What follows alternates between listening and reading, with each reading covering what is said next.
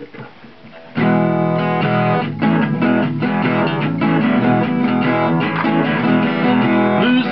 was a woman and I was a boy. It was obvious that she wanted more than a man her age could give her, and that was me. I was wilder than a summer squall, rolling through town with no direction at all. I was wilder than even she could believe. I had a Cobra Jet 428 in a 65 Ford and it ran great. Take it on out to where that gravel turns the road.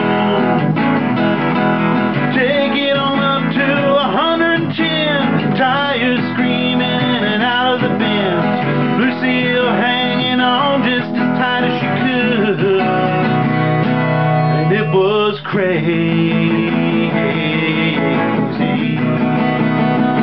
but it sure was good.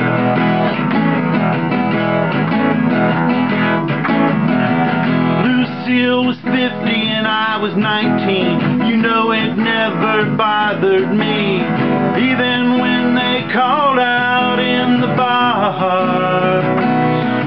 Well, I'd get tough and I'd bust some heads.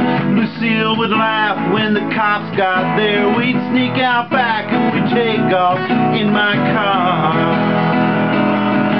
I had a Cobra Jet 428 in a 65 Ford and it ran great. Take it on out to where that gravel turns the road. Take it on up to 110, tires screaming in and out of the bends. Lucille hanging on just as tight as she could, and it was crazy, but it sure was good.